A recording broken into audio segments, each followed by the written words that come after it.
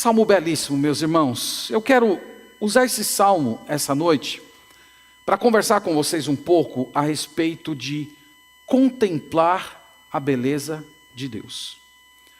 Na verdade, eu quero olhar esse salmo levantando a seguinte questão: como é que a apreciação pela pessoa de Deus pode ser produzida em nossa vida? Há muitas maneiras pelas quais as pessoas têm encarado a vida cristã. Para muitas pessoas, a vida cristã é apenas um conjunto de normas, é um conjunto de doutrinas, como se fosse um contrato que você assina, um documento com o qual você defende.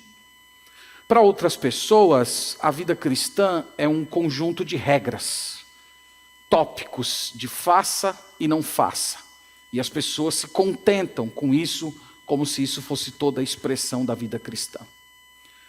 Mas embora eu não seja contra as doutrinas e nem contra normas, mandamentos, preceitos, toda a estrutura, irmãos, da vida cristã, ela repousa nesse fato, na apreciação da pessoa de Deus. Se você não tem apreço por Deus, se o seu coração não pulsa por Deus, se você não se encanta com Deus todos os dias, se a sua fé no Senhor, os seus olhos espirituais não estão sendo abertos para contemplá-lo, todas as suas regras, todo o seu comportamento, toda a sua moralidade, inclusive até o conjunto de doutrinas, que pode ser até ortodoxo, que você defende, eles se tornam vazios. E é por isso que esse assunto está na estrutura de toda a nossa vida cristã. Então vamos olhar como é que Davi desenvolve esse assunto e vamos tentar aqui tirar algumas lições para o nosso coração. Veja que Davi, ele começa no versículo 1 falando a respeito da sua provação. Eu não vou ler todos os versículos, mas vocês devem ter percebido pela leitura que ele fala de inimigos, ele fala de perseguidores, ele fala de opositores. E ele começa o salmo dizendo assim: o Senhor é a minha luz e a minha salvação. De quem terei medo? E aqui o autor segue uma estrutura que na poesia hebraica é chamada de paralelismo, onde você tem uma primeira informação e abaixo é repetida a mesma informação, só que outras palavras. Esse era um recurso da poesia judaica. A poesia judaica não era uma poesia de rima, como é na maioria a poesia da língua portuguesa. A poesia judaica era uma poesia de repetição, de ênfase. Então vocês podem ver que na segunda parte do verso 1, ele repete a mesma coisa, só que com outras expressões. O Senhor é a fortaleza da minha vida, a quem temerei? Então ele começa falando a respeito do medo. E ele pergunta para si mesmo: por que eu não preciso ter medo? Por que eu não necessito viver aterrorizado? E ele responde: porque Deus é a minha luz, Deus é a minha salvação, Deus é a minha fortaleza. Essas três palavras, luz, salvação e fortaleza, elas são uma única metáfora, a metáfora da proteção. Por que eu não tenho que viver com medo? Porque Deus me protege.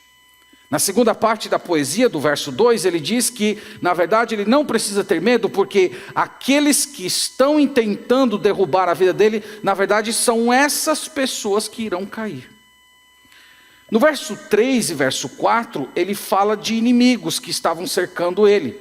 Ele fala ainda que um exército se acampe contra mim, não se atemorizará o meu coração. Se estourar contra mim uma guerra, ainda assim terei confiança. E vocês vão ver ao longo do salmo que ele continua repetindo essa ideia: inimigos me cercam, oposição, caluniadores, difamadores, pessoas que estão atentando contra a minha vida. Mas ao mesmo tempo em que ele reconhece que tem inimigos, do outro lado ele está dizendo: eu confio no Senhor, o Senhor me protege, o Senhor está sempre comigo. Uma coisa que eu queria chamar a sua atenção é que o modo como Davi diz que conhece a Deus demonstra que Deus não era um ser distante, Deus não era um ser que estava longe dele. Ele diz assim: o Senhor é a minha luz. Deus não é apenas a luz do mundo, não é apenas a luz do universo, mas ele diz: Deus é a minha luz. O Senhor é a minha fortaleza. E aqui ele está mostrando que o relacionamento dele com o Senhor era um tipo de proximidade em que ele experimentava pessoalmente o cuidado de Deus. O cuidado de Deus não era só uma experiência que ele percebia de modo genérico no povo de Deus, mas ele via em sua própria vida: Deus me protege. Isso é um elemento fundamental no seu relacionamento com o Senhor. De repente você pode ser uma pessoa que conhece os feitos de Deus genericamente, por ler na Bíblia, por ter visto acontecer coisa extraordinária na vida de alguém, mas talvez ainda você não caiu nessa experiência de Davi em dizer assim: o Senhor é a minha fortaleza. Talvez você ainda não esteve numa situação de grande vulnerabilidade, em que você pôde sentir na pele a proteção de Deus, Deus cercando você, Deus guardando a sua vida, Deus protegendo o seu coração. Quando nós lemos, irmãos, passagens como essa, eu penso que isso deveria despertar em nós o desejo de experimentar isso. Deus, como eu gostaria de experimentar-te como o meu protetor. Eu sei que o Senhor é o protetor do teu povo, mas eu gostaria de ter uma experiência pessoal de proteção do Senhor, de cuidado do Senhor. E Davi, meus irmãos, no verso 4, ele vai mostrar de onde vinha essa fé, porque aqui ele fala de uma grande fé. Ele fala de situações que nós consideraríamos desesperadoras. Ele fala de um exército vindo contra você. Ele fala de uma guerra estourando diante dos seus olhos. Então todas essas coisas que normalmente aterrorizam as pessoas, ele diz: eu não tenho medo. Por que ele não tem medo? A raiz de tudo, penso eu, está no versículo 4. Na verdade, eu considero o versículo 4 o centro de todo o salmo. Ele diz assim: uma coisa peço ao Senhor e a buscarei, que eu possa morar na casa do Senhor todos os dias da minha vida, para contemplar a beleza do Senhor e meditar no seu santo templo.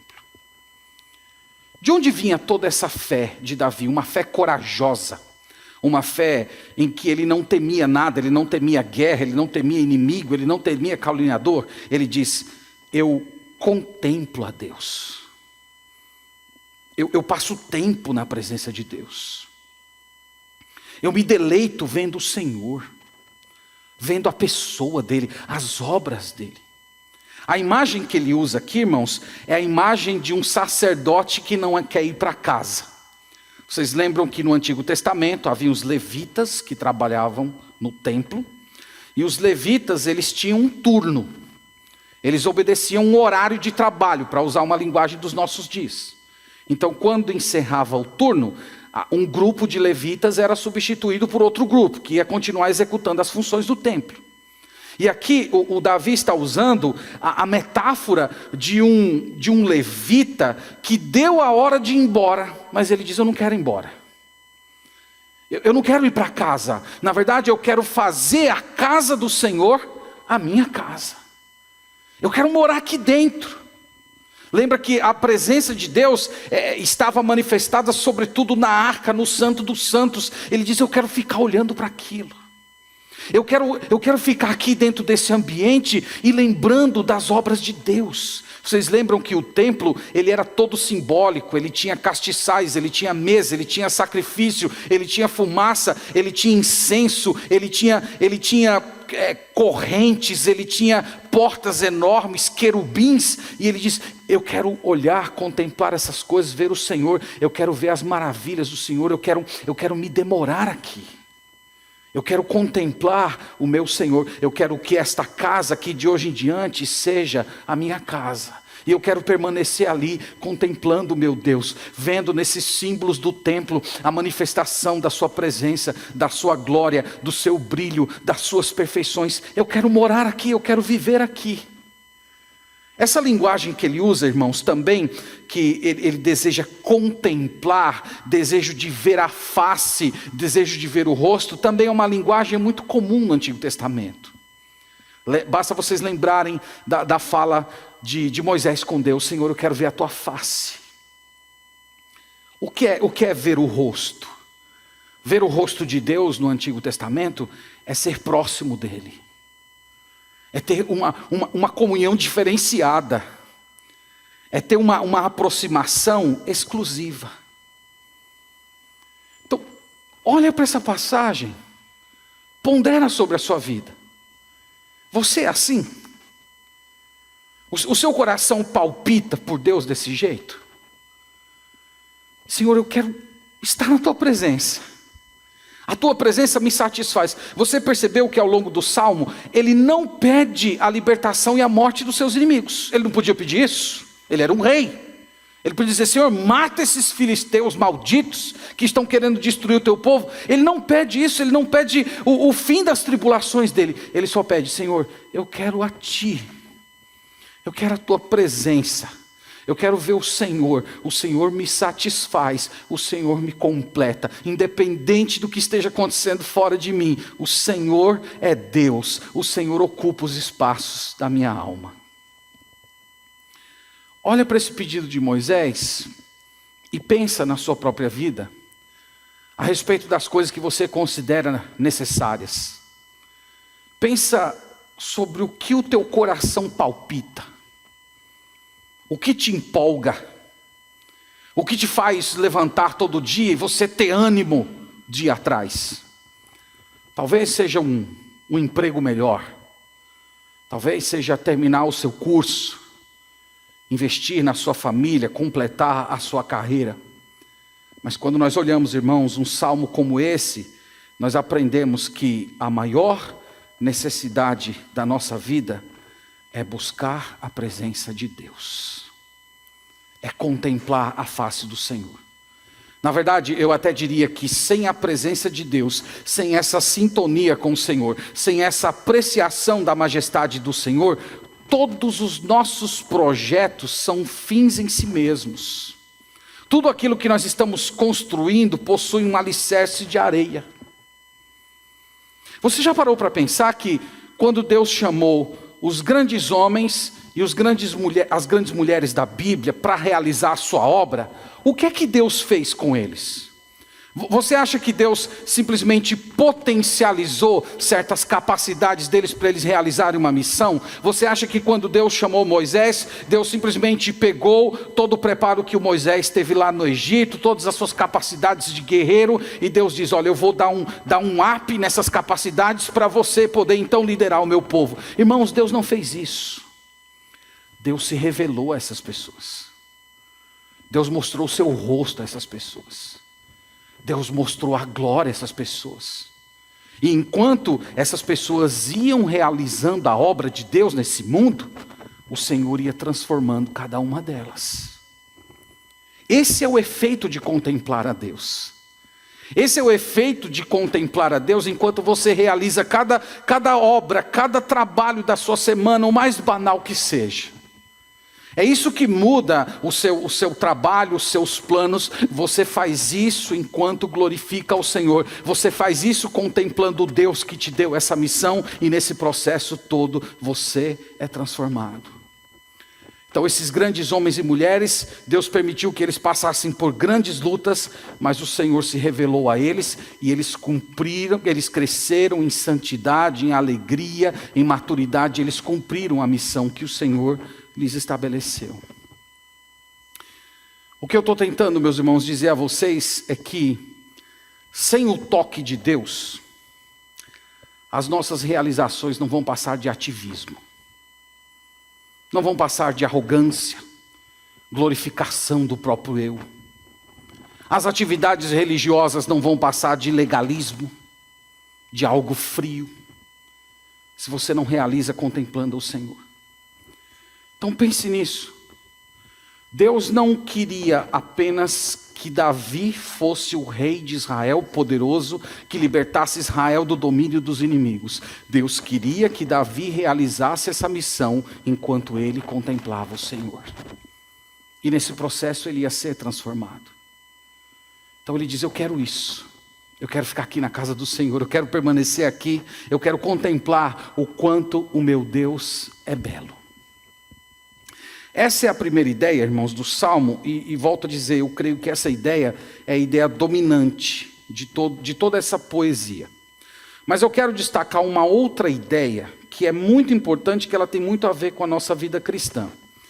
É que esse contemplar a Deus ocorre dentro de uma dinâmica em que Deus se revela e depois se esconde. Deus vem e mostra a gente algo, mostra algo de si, da sua glória, do seu plano, do seu poder, mas de repente parece que ele se esconde e nós ficamos numa solidão espiritual. Esse é um outro tema muito importante que é desenvolvido nesse salmo. E eu quero olhar com vocês a partir do verso 8. Vamos ver o que a palavra de Deus nos diz aqui a partir do verso 8. No verso 8 ele diz assim: ao meu coração me ocorre, buscai a minha presença. Então veja, eu até falei um pouco disso aqui no culto de quinta-feira. O Espírito Santo de Deus despertando a gente para orar. Então Davi está ali e de repente algo pulsa dentro da sua alma. Vá buscar a minha presença. Vá orar. Aí o restante do verso diz a resposta dele: buscarei, pois, Senhor, a tua presença.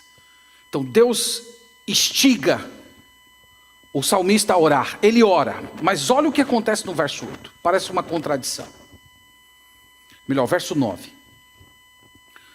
Não me escondas, Senhor, a tua face. Não rejeites com ira o teu servo. Tu és o meu auxílio. Não me recuses, nem me desampares, ó Deus da minha salvação. Então você percebe que no verso 8, o Espírito de Deus desperta o salmista a orar. Mas no verso seguinte, no verso 9, Deus se oculta. Deus esconde a sua face. O servo de Deus está se sentindo rejeitado. O servo de Deus está sentindo como se Deus estivesse longe dele. E essa dinâmica, irmãos, ela ocorre na nossa vida cristã. Não sei se você já passou por isso, é muito provável que todos nós já passamos. Você tem algo que ocorre que em Deus simplesmente vem. E parece que o céu se abre. Eu gosto de brincar com os irmãos aqui da igreja dizendo: hoje o culto estava tão maravilhoso que eu pensava que o arrebatamento ia ser hoje. E Deus se revela de uma forma tão pessoal, que você sente que Ele está ali do seu lado, e todas as coisas perdem o valor, e tudo que você deseja é o Senhor. Buscá-lo, conhecê-lo, amá-lo. De repente passa o tempo, às vezes até uma noite, você dorme, e no outro dia, cadê o Senhor? Cadê o Senhor? Aquilo que aconteceu ontem foi real? O Senhor sumiu. O Senhor me despertou ontem e eu me senti motivado, alegre em te buscar, e de repente parece que o Senhor desapareceu. Você já passou por isso alguma vez? O céu se abrindo e de repente parece que tudo se cerrou e há trevas. Essa é a experiência do salmista. É uma experiência em que ele contempla Deus, Deus se revela, Deus até instiga ele a buscá-lo, e na hora que ele vai buscá-lo, ele só encontra escuridão.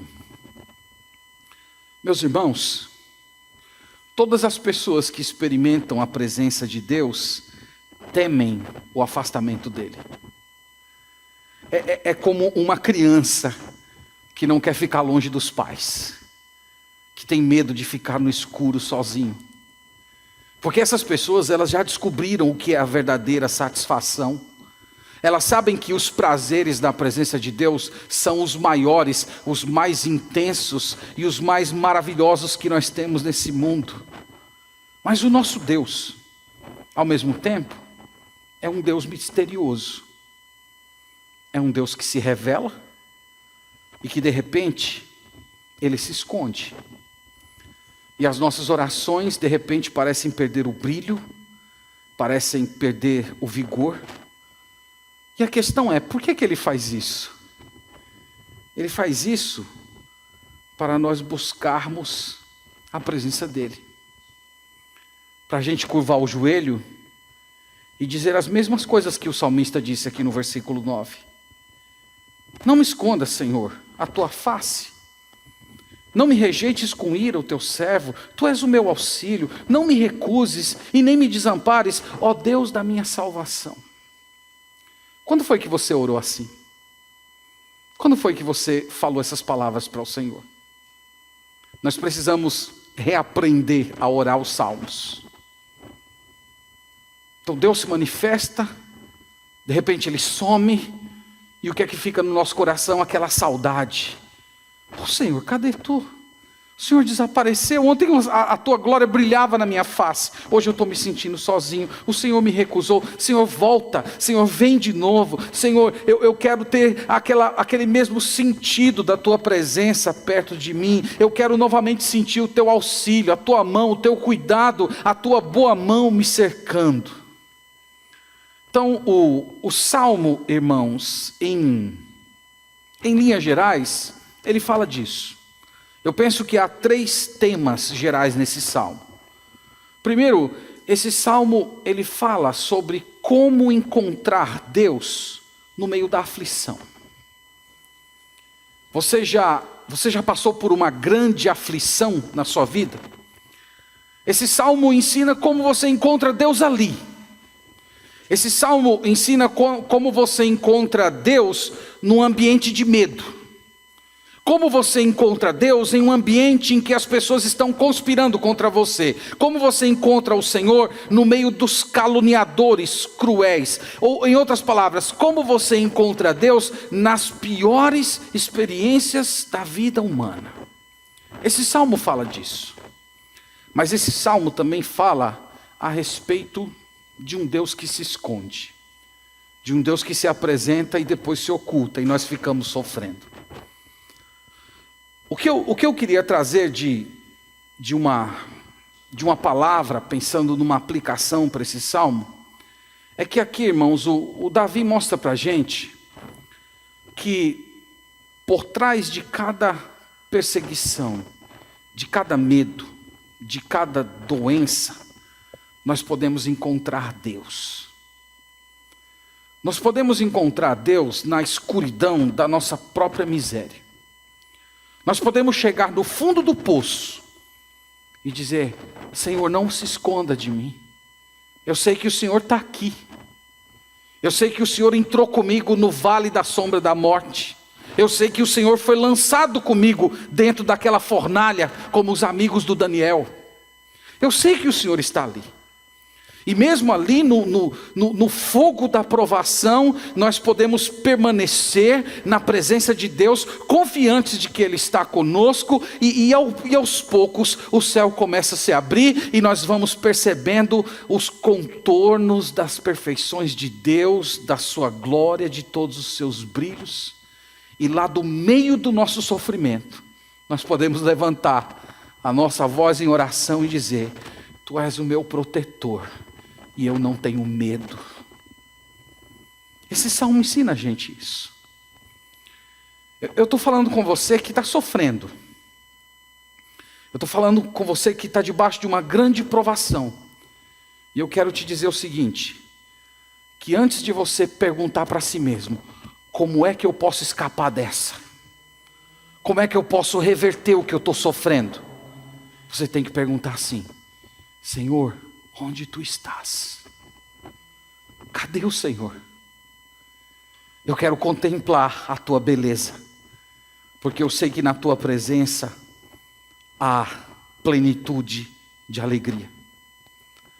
E se você der esse passo de fé, você vai perceber que por trás de todos aqueles traços escuros que fazem parte dos momentos terríveis da nossa história, ali há uma bela obra de arte que Deus está fazendo na sua vida. Então esse salmo chama você para isso. Esse é um chamado de fé. Esse é o chamado cristão, esse é o chamado do evangelho. Se Deus me jogou na cova, eu quero me encontrar com o Senhor lá. Eu não quero me escapar dali sozinho. Eu quero ser resgatado por Deus. Esse é o chamado do salmista. Talvez você que está me ouvindo esteja com essa sensação que Deus se escondeu de você, que Ele está distante, você se sente espiritualmente frio, que as coisas estão nubladas. E a pergunta é: por que Deus permite que eu fique numa situação dessa? E eu quero te dizer essa noite que esse salmo ensina que Deus está mexendo com você, Deus está provocando você, Deus está convidando você a dar um passo de fé, a se curvar diante dele e dizer: Senhor, onde é que tu estás?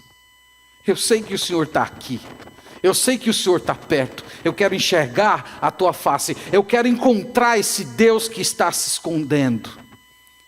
E quando você der esse passo de fé, você vai perceber que Ele está muito mais próximo do que você imagina.